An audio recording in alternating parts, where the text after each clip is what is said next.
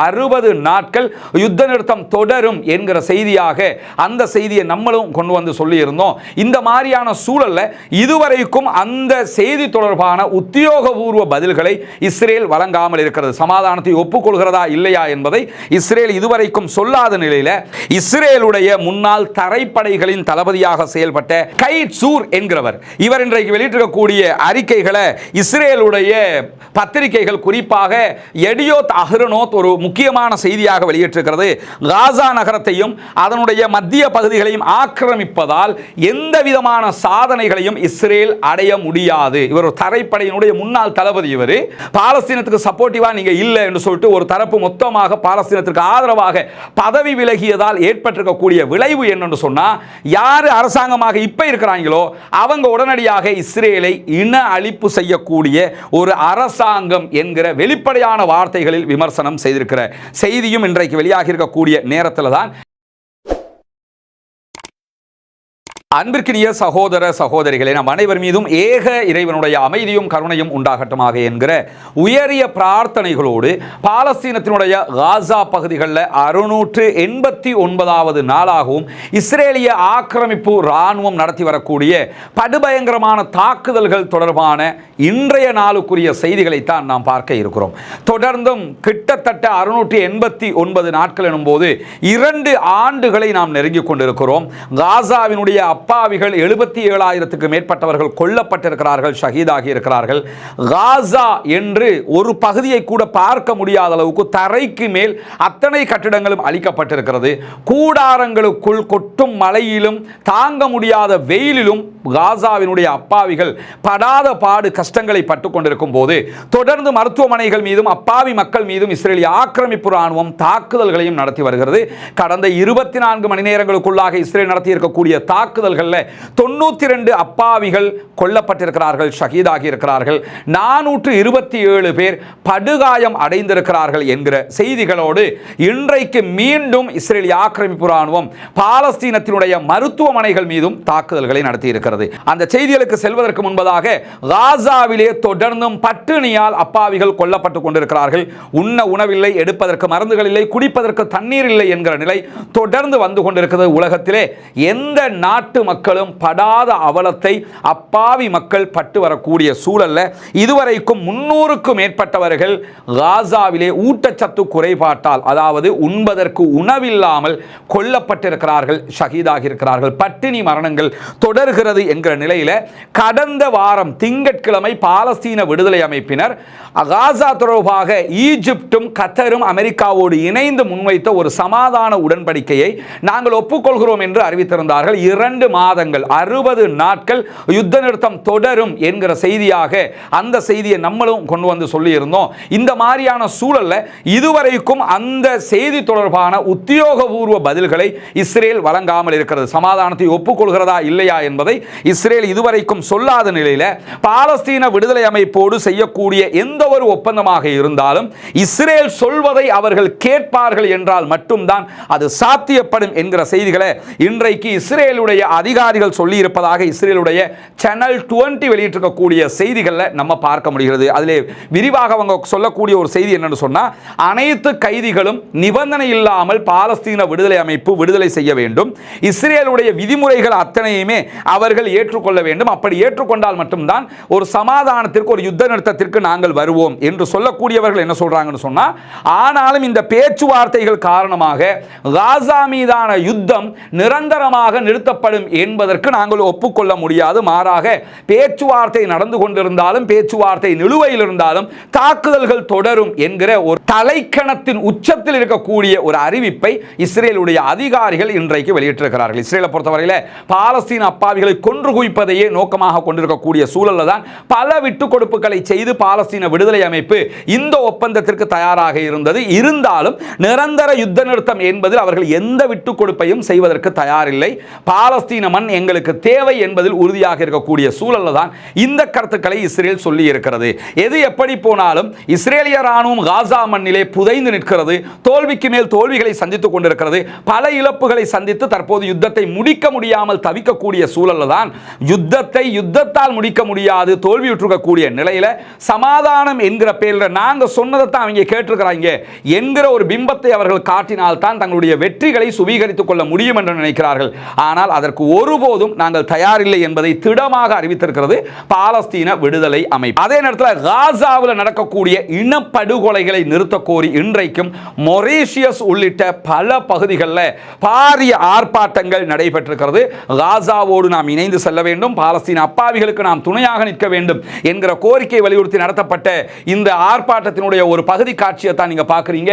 லட்சக்கணக்கான மக்கள் கலந்து கொண்டிருக்கக்கூடிய ஆர்ப்பாட்டங்கள் பல நாடுகளிலும் தொடர்ந்து நடைபெற்று வரக்கூடிய நேரத்தில் தான் பிரான்சில் நடைபெற்ற ஒரு இசை நிகழ்ச்சியில் NICCAP என்கிற ஐரிஷினுடைய ராப் இசை குழுவினர் பிரான்ஸ் விதித்த தடைகளை மீறி இருப்பதான குற்றச்சாட்டுக்கு உள்ளாகி இருக்கிறார்கள். அதாவது நீங்க இசை நிகழ்ச்சிகளை நடத்தி கொள்ள முடியும், ஆனால் எக்காரணம் கொண்டும் நீங்கள் பாலஸ்தீன ஆதரவு கோஷத்தை மக்கள் மத்தியில் எழுப்பிவிடக் கூடாது என்கிற ஒரு தடையை பிரான்ஸ் அவர்களுக்கு விதித்திருந்த நிலையில் நிகழ்ச்சி நடந்து கொண்டிருக்கும் போதே குறித்த ராப் இசை குழு தங்களுடைய பாலஸ்தீன ஆதரவை கொடியை உயர்த்தி வெளிப்படுத்தியது மட்டுமல்லாமல் பாலஸ்தீனத்திற்கு ஆதரவாக எந்த நிலையிலும் நிற்போம் என்பதை மீண்டும் ஒரு முறை சொல்லி இருக்கிறார்கள். எனவே பாலஸ்தீனத்திற்கான ஆதரவை சர்வதேச மட்டத்திலே யாரும் தடுக்க முடியாமல் இருக்கிறது என்பதையும் நம்ம புரிந்து கொள்ளுகிற அதே நேரத்தில் காசாவை ஆக்கிரமிப்பதால் நீங்கள் எதையுமே சாதிக்க முடியாது என்கிறார் இஸ்ரேலுடைய முன்னாள் தரைப்படைகளின் தளபதியாக செயல்பட்ட கைட் சூர் என்கிறவர். இவர் இன்றைக்கு வெளியிட்டிருக்கக்கூடிய அறிக்கைகளை இஸ்ரேலுடைய பத்திரிகைகள் குறிப்பாக எடியோத் அஹ்ரோனோத் ஒரு முக்கியமான செய்தியாக வெளியிட்டிருக்கிறது. காசா நகரத்தையும் அதனுடைய மத்திய பகுதிகளையும் ஆக்கிரமிப்பதால் எந்த விதமான சாதனைகளையும் இஸ்ரேல் அடைய முடியாது. இவர் ஒரு தரைப்படையினுடைய முன்னாள் தளபதி. இவர் இஸ்ரேல் ராணுவத்தினுடைய தரைப்படைக்கு தளபதியாக இருந்தவர் தான் இந்த கருத்தை சொல்றாரு. அதே நேரத்தில் இஸ்ரேல் தன்னுடைய அரசியல் உயிர் வாழ்வுக்காக துடித்துக் கொண்டிருக்கிறது என்கிறார். மொத்தத்தில் உலகத்தில் சின்ன பிள்ளைக்கும் தெரிஞ்ச விஷயமாக இது மாறிடுச்சு. யுத்தத்தில் தோத்துட்டாங்க, இனிமே ஒன்றும் பண்ண முடியாது, எப்படியாவது தன்னுடைய ஆட்சியை காப்பாற்றிக் கொள்ள வேண்டும் என்பதற்காக துடித்துக் கொண்டிருக்கிறார் நெதன்யாகு என்கிற செய்திகளை சொல்லக்கூடியவர் மேலதிகமாக என்ன சொல்றாருன்னா, இஸ்ரேலிய ஆக்கிரமிப்பு ராணுவத்தினுடைய படையைச் சேர்ந்தவர்கள் காசாவுக்குள் கொத்து கொத்தாக செத்து மடிய போகிறார்கள், அதை நாமும் பார்க்கத்தான் போகிறோம் என்று சொல்லிவிட்டு காசா நகரத்தை ஆக்கிரமிக்கும் திட்டம் என்பது எந்த விதமான பலனும் இல்லாமல் அங்கிருக்கக்கூடிய நம்முடைய பணைய கைதிகளை பலிகடாவாக்கப் போகிறது, அவர்கள் செத்து மடிய போகிறார்கள். எனவே காசாவை ஆக்கிரமிப்பதால் எந்த நலவும் இல்லை, நாம் தான் தோல்வி அடைய போகிறோம் என்பதை ஆல்ரெடி ராணுவத்தில் தளபதியாக இருந்தவர் இன்றைக்கு பகிரங்கமாக சொல்லி இருக்கிறார் என்கிற செய்திகளோடு சேர்த்து டச்சு அரசாங்கத்தினுடைய நெதர்லாந்தினுடைய அரசாங்கத்தினுடைய காபந்து கவர்மெண்டினுடைய துணை பிரதமர், அதே போன்று வெளிவிவகார அமைச்சர், கல்வி அமைச்சர், உள்நாட்டு அலுவல்கள் அமைச்சர் என்று ஒட்டுமொத்த அமைச்சர் பட்டாளமே இஸ்ரேலுக்கு எதிராக ராஜினாமா செய்திருக்கிறார். நம்முடைய ரஸ்மின் ஸ்டாக் யூடியூப் தளத்தில் அது தொடர்பாக விரிவான ஒரு தனியான வீடியோவும் வெளியிட்டிருக்கிறோம். அவங்க ஏன் ராஜினாமா செஞ்சாங்க, எப்படி செஞ்சாங்க, அடுத்து என்ன நடக்க போகிறது என்பதை பார்க்காத சகோதரர் அதிலே நீங்கள் பார்த்து தெரிந்து கொள்ள முடியும். இன்றைய இந்த செய்தியிலே இப்படி ராஜினாமா செய்தவர்கள் முதலாவது ராஜினாமா செய்தவர் டச்சினுடைய முன்னாள் விவகார அமைச்சர், ஃபாரின் மினிஸ்டர், இவர் தான் ராஜினாமா பண்ணாரு. அவர் இன்றைக்கு வெளியிட்டிருக்கக்கூடிய ஒரு அறிவிப்பு வெளியாகி இருக்கிறார். அதில் அவர் என்ன சொல்றாருன்னா, காசாவில் நடக்கக்கூடிய இன அழிப்பு தாக்குதல்கள் என்பது இஸ்ரேலுடைய பாதுகாப்புக்கு இப்பொழுது மிகப்பெரிய தீங்கை விளைவிக்கிறது. நீங்க தான் உங்களை கெடுத்துக்கொள்றீங்களே தவிர பாலஸ்தீன மக்கள் உங்களை கெடுக்கல என்று சொல்லிவிட்டு கூடுதலாக என்ன சொல்றாருன்னா, உலகத்தின் பார்வையில் நெதன்யாகுவினுடைய இஸ்ரேலிய அரசாங்கம் என்பது அதனுடைய சட்டபூர்வ தன்மையை இழந்து விட்டது. நீங்க அரசாங்கம்னு உங்களை சொல்லிக் கொள்ளலாம், ஆனா சட்டப்படி நீங்க ஒரு அரசாங்கமானா எந்த விதமான சர்வதேச சட்டத்துக்கும் கட்டுப்படாதவர்கள், உங்களுடைய சட்டபூர்வ தன்மையை நீங்கள் இழந்து விட்டீர்கள் என்று சொல்லி நெதர்லாந்தினுடைய பாலஸ்தீனத்திற்காகவே தன்னுடைய பதவியை ராஜினாமா செய்த முன்னாள் வெளிவிவகார அமைச்சர் கஸ்பர் இன்றைக்கு வெளியிட்டிருக்கக்கூடிய அறிக்கையில் தெரிவித்திருக்கிறார். அதே நேரம் நெதர்லாந்தினுடைய புதிய ஃபாரின் மினிஸ்டரும் ஒரு அறிக்கை வெளியிட்டிருக்கிறார். அதில் அவர் என்ன சொல்றாருன்னா, காசாவில் நடப்பது மிக தெளிவாக இன அழிப்பு, இன படுகொலை தான் என்கிற ஜினோசைட் என்கிற வேர்டை பயன்படுத்தி இருக்கிறாரு. இது ஒரு முன்னேற்றகரமான நிகழ்வாகவும் நம்ம பார்க்க முடியும். ஏன்னா பாலஸ்தீனத்துக்கு சப்போர்ட்டிவா நீங்க இல்லை என்று சொல்லிட்டு ஒரு தரப்பு மொத்தமாக பாலஸ்தீனத்திற்கு ஆதரவாக பதவி விலகியதால் ஏற்பட்டிருக்கக்கூடிய விளைவு என்னன்னு சொன்னா, யாரு அரசு அரசாங்கமாக இப்ப இருக்கிறாங்களோ அவங்க உடனடியாக இஸ்ரேலை இன அழிப்பு செய்யக்கூடிய ஒரு அரசாங்கம் என்கிற வெளிப்படையான வார்த்தைகளில் விமர்சனம் செய்திருக்கிற செய்தியும் இன்றைக்கு வெளியாகி இருக்கக்கூடிய நேரத்தில் தான் இன்றைய நாளில் இஸ்ரேலிய அதிகாரிகள், குறிப்பாக இஸ்ரேலுடைய விமானப்படை அதிகாரிகளை மேற்கோள் காட்டி அசோசியேட்டட் பிரஸ் நியூஸ் ஏஜென்சி ஒரு முக்கியமான தகவலையும் வெளியிட்டிருக்கிறது. தொடர்ந்து பாலஸ்தீனத்திற்கு ஆதரவாக செயல்பட்டு வரக்கூடிய யமன்ல இருக்கக்கூடிய ஹூத்திகள், அன்சாருல்லா படைப்பிரிவு இஸ்ரேல் மீது தாக்குதல்களை நடத்துகிறார்கள். இஸ்ரேலுடைய விமானப்படை, இஸ்ரேலுடைய ராணுவ தளங்கள், இஸ்ரேலுடைய விமான நிலையம், இஸ்ரேலுடைய ஹைஃபா போர்ட் உள்ளிட்ட பல பகுதிகள் மேல தாக்குதல் நடத்துறது மட்டுமல்லாம இஸ்ரேலுக்கு ஆதரவான கப்பல்கள் செங்கடல்ல போனதுன்னு சொன்னா அதன் மீதும் அவர்கள் பலத்த தாக்குதல்களை நடத்தி வர்றாங்கிறது நமக்கெல்லாம் தெரியும். 200 கப்பலுக்கு மேல அவங்க தாக்குதல் நடத்தி இருக்கிறார்கள், அழித்திருக்கிறார்கள் என்கிற செய்திகளுக்கு மத்தியில் இன்றைக்கு இஸ்ரேலுடைய விமானப்படை வெளியிட்டிருக்கக்கூடிய ஒரு அறிவிப்பு என்னன்னு சொன்னா, வெள்ளிக்கிழமை ஹூத்திகள் சார்பாக இஸ்ரேல் மீது ஒரு பாரிய ஏவுகணை தாக்குதல் நடத்தப்பட்டது. இந்த ஏவுகணை வழமையான ஏவுகணைகளை விட்டும் மிக வித்தியாசப்படுகிற ஆபத்தான ஏவுகணையாக இருக்கிறது என்று சொல்லக்கூடிய இஸ்ரேலுடைய விமானப்படை மேலதிகமாக என்ன சொல்றாங்கன்னா, இந்த ஏவுகணை கிளஸ்டர் வெடிகுண்டுகளை சுமந்து வந்திருக்கிறது என்று சொல்கிறார்கள்.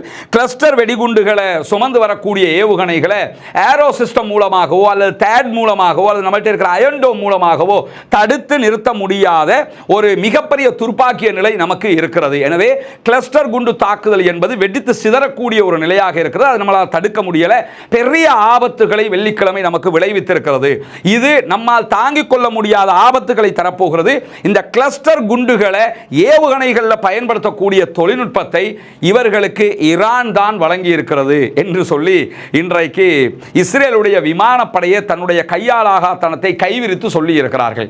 ஈரான் எவ்வளவு வலிமையாக ராணுவ விவகாரத்தில் முன்னேறி இருக்கிறது என்பதையும், கிளஸ்டர் வகையான குண்டுகளை அவர்களால் ஏவுகணையில் பயன்படுத்த முடியும் என்பதையும் நிரூபித்திருக்கிறார்கள் என்பதை இந்த செய்தியிலிருந்து நம்ம புரிந்து கொள்ள முடிகிறது. எனவே பாலஸ்தீனத்திற்கு ஆதரவாக செயல்படக்கூடிய ஹூத்திகள் சாதாரணமான தாக்குதல்களை நடத்தாமல் 2020 கிலோமீட்டர்களுக்கு அப்பால் இருக்கக்கூடிய இஸ்ரேல் மீது நடத்தக்கூடிய ஏவுகணை தாக்குதல் என்பது எவ்வளவு தொழில்நுட்பத்தோடு நடத்துகிறார்கள் என்பதையும் நாம் இந்த இடத்தில் புரிந்து கொள்ள முடிகிற அதே நேரத்தில் இன்றைக்கு இஸ்ரேலிய ஆக்கிரமிப்பு ராணுவம் காசாவுக்கு நடத்தி இருக்கக்கூடிய தாக்குதல்களில் ஒரே நேரத்தில் நாசர் மருத்துவமனையின் மீதான தாக்குதலில் 16 அப்பாவிகள் கொல்லப்பட்டிருக்கிறார்கள், ஷஹீதாகி இருக்கிறார்கள். அதிலே 5 அல் ஜசீராவினுடைய பத்திரிகையாளர்கள் கொல்லப்பட்டிருக்கிறார்கள், ஷஹீதாகி இருக்கிறார்கள் என்கிற செய்திகள் வெளியாகி இருக்கிறது.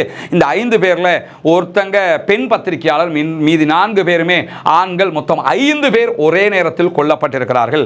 அல் ஜசீரா என்பது இந்த வாரை நீங்க எடுத்துக்கிட்டீங்கன்னா ஒரு பக்கம் பாலஸ்தீன விடுதலை அமைப்போடு இஸ்ரேல் நடத்தக்கூடிய வாராகத்தான் நம்ம முழுவதுமாக பார்த்து வர்றோம்.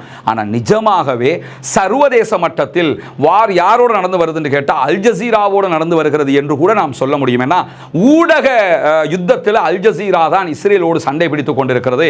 கத்தார் கவர்மெண்ட் மேல 1000 விமர்சனம் இருந்தாலும் இந்த ஒரு நலவை கொண்டு வந்து வைக்கும் போது அந்த விமர்சனங்கள் எல்லாம் அடிபட்டு போயிருதுன்னு தான் நம்ம சொல்ல முடியும். அந்த அளவுக்கு கத்தர் தான் முழுவதுமாக இந்த யுத்தத்தையே செய்யுதோ என்று பேசப்படுகிற அளவுக்கு அல் ஜசீராவை வச்சு ஒரு ஆட்டிக்கிட்டு இருக்கிறது கத்தார் அரசாங்கம் என்பதையும் நாம் புரிந்து கொள்ள வேண்டும். அல்லாஹு தாலா அந்த 5 ஷஹீதுகள் உள்ளிட்ட இன்றைக்கு காசாவிலே கொல்லப்பட்டிருக்கக்கூடிய, இதற்கு முன்பதாக கொல்லப்பட்ட அத்தனை சகோதரர்களுக்கும் ஷஹீதுடைய அந்தஸ்துகளை கொடுக்க வேண்டும், சொர்க்கத்தை கொடுக்க வேண்டும். அவர்கள் இணை வைக்காத பட்சத்தில் அந்த அந்தஸ்து அவர்களுக்கு கிடைக்கும் என்பது இஸ்லாத்தினுடைய ஆக முக்கியமான அடிப்படையான ஒரு தத்துவமாகவும் இருக்கிறது. அல்லாஹு தாலா அவர்களுடைய நன்மைகளை புரிந்து கொள்ள வேண்டும் என்கிற பிரார்த்தனைகளோடு பின்லாந்தினுடைய ஜனாதிபதி இன்றைக்கு ஒரு முக்கியமான அறிவிப்பை விடுத்திருக்கிறார். அலெக்சாண்டர் ஸ்டப் கூறியதாக ராய்ட்டர் செய்தி சேவை வெளியிட்டிருக்கக்கூடிய அறிக்கையில் காசா பகுதிகளுடைய நிலைமைகளை கட்டுப்படுத்துகிற விவகாரத்தில் நம்முடைய தோல்வி என்பது மனித குலத்திற்கே உண்டான ஒரு மாபெரும் தோல்வி என்று சொல்லி பின்லாந்தினுடைய அரச தலைவர் பிரசிடென்ட் இன்றைக்கு இந்த அறிவிப்பை வெளியிட்டிருக்கிறார். நம்ம அத்தனை பேருமே காசா மக்களை பாதுகாப்பதில் தோல்வி அடைந்து விட்டோம். இது மிக பாரியதொரு மனிதகுல தோல்வி என்கிறார் பின்லாந்தினுடைய அதிபர். அதை தாண்டி இன்றைக்கு இஸ்ரேல் மீது தடைகள் விதிக்கப்பட வேண்டும், இஸ்ரேல் தொடர்ந்து ஆடுகிற ஆட்டம் நிறுத்தப்பட வேண்டும் என்று சொல்லி பாலஸ்தீனத்திற்கான ஐநாவினுடைய சிறப்பு தூதராக இருக்கக்கூடிய பிரான்சிஸ்கா அல்பானிஷ் அவர்கள் வெளியிட்டிருக்கக்கூடிய அறிக்கை சொல்கிறது. பத்திரிகையாளர்கள், மருத்துவமனைகள், மருத்துவர்கள் அத்தனை பேரும் காசாவிலே பாதுகாக்கப்பட வேண்டும். சர்வதேச சட்டத்தை அதன் அர்த்தத்திலிருந்து அரசியல்வாதிகள் காலி செய்து விட்டார்கள், அழித்து விட்டார்கள் இஸ்ரேலுடைய அரசியல்வாதிகள். இஸ்ரேலுக்கான ஆயுத விற்பனைக்கு சர்வதேச நாடுகள் முற்றுகை அறிவிக்க வேண்டும், தடை அறிவிக்க வேண்டும். போன்று காசா பகுதிக்குள் உதவிகள் நுழைவதற்கான அனுமதியை மொத்தமாக நாம் பெற்றுக் கொடுக்க வேண்டும். ஐரோப்பிய நாடுகள் இஸ்ரேலுக்கு அழுத்தம் கொடுக்க போதுமான வேலைகளை செய்யவில்லை. அவர்கள் மிக முக்கியமான அழுத்தங்களை வழங்க வேண்டும் என்று சொல்லக்கூடியவர். இஸ்ரேலுக்கான ஆயுத விநியோகத்தை ஆதரிக்கும் நிறுவனங்கள் மீது அழுத்தம் கொடுக்க வேண்டும், தேவைப்பட்டால் தடைகளையும் விதிக்க வேண்டும் என்கிற கோரிக்கையை இன்றைக்கு பிரான்சிஸ்கா அல்பானிஸ் பாலஸ்தீனத்திற்கான ஐநாவினுடைய சிறப்பு தூதர் வெளியிட்டிருக்கக்கூடிய அறிக்கையிலையும் சொல்லியிருக்கக்கூடிய நேரத்தில் இறுதியாக இன்றைக்கு வெளியாக இருக்கக்கூடிய ஒரு முக்கியமான செய்தி என்ன, இஸ்ரேலுடைய போலீஸ் அதிகாரியாக செயல்பட்ட ஒருவர் இன்றைக்கும் தற்கொலை செய்து கொண்டிருக்கிறார் என்கிற செய்திகள் வெளியாக இருக்கிறது. குறிப்பாக பாலஸ்தீன விடுதலை அமைப்பு இஸ்ரேல் மீது நடத்திய தாக்குதல் அக்டோபர் 7ஆம் தேதி தாக்குதல் நடத்தப்படுகிற போது போலீஸ் அதிகாரி தான் ஸ்டெடரோத் காவல் நிலையத்தில் அவருடைய சக போலீஸ் அதிகாரிகளை வச்சுக்கிட்டு சண்டையிட்டாரு என்று சொல்லி இஸ்ரேலுடைய பத்திரிகைகள் சொல்கிறது. ஆனால் அன்றைய தாக்குதலுக்கு பிறகு இவர் மனநோயாளியாக மாறினவர் தான் இப்ப கடைசியில் வந்து தற்கொலை செய்து கொண்டிருக்கிறார் என்று சொல்லி செய்திகள் வெளியாகி இருக்கிறது. பயத்தை கண்டு அதே நேரத்தில் பாலஸ்தீன விடுதலை அமைப்பினுடைய தாக்குதல்களை கண்டு பயந்து உள்ளார அதை ஏற்றுக்கொள்ள தயங்கி அந்த பயத்தினால் மனரீதியாக பாதிக்கப்படுகிற இஸ்ரேலுடைய இந்த போலீஸ் அதிகாரிகள், ராணுவ அதிகாரிகள் தொடர்ந்து தற்கொலை செய்து வரக்கூடிய நிலையிலே இந்த வருட ஆரம்பத்தில் இருந்து மட்டும் 22 பேர் இஸ்ரேலுடைய ராணுவத்தைச் சேர்ந்தவர்கள் தற்கொலை செய்து கொண்டிருக்கிறார்கள் என்கிற செய்திகள் இன்றைக்கு வெளியாகி இருப்பதை நாம் பார்க்க முடியும். தொடர்ந்தும் இஸ்ரேலைச் சேர்ந்தவர்கள் பாலஸ்தீன மக்கள் மீது நடத்தி வரக்கூடிய இந்த தாக்குதல்கள் காரணமாக அவர்கள் நிம்மதியிலிருந்து தற்கொலை செய்கிற நிலைமைக்கு மாறியிருக்கிறார்கள். பாலஸ்தீனம் வெற்றி பெற வேண்டும், பாலஸ்தீனம் சுதந்திரம் அடைய வேண்டும், பாலஸ்தீன மக்களும் நம்மை போன்று நிம்மதியானவர்களாக மாற வேண்டும், வாழ வேண்டும் என்கிற உயரிய பிரார்த்தனைகளோடு பாலஸ்தீன அப்பாவிகளுக்காக தொடர்ந்தும் பிரார்த்திக்கிறார். அதே நேரம் இஸ்ரேல் ஆக்கிரமிப்பு ராணுவத்திற்கு எதிராக தொடர்ந்தும் குனூத்து நாசிலாவை ஓத மறந்து விடாதீர்கள் நண்பர்களே, தாய்மார்களே என்கிற கோரிக்கையை விடுத்தவனாக பாலஸ்தீன மக்களுக்காக ஜனநாயக ரீதியாகவும் தொடர்ந்தும் குரல் எழுப்புவோமாக வாகிறது. அல்ஹம்துலில்லாஹி ரப்பில் ஆலமீன்.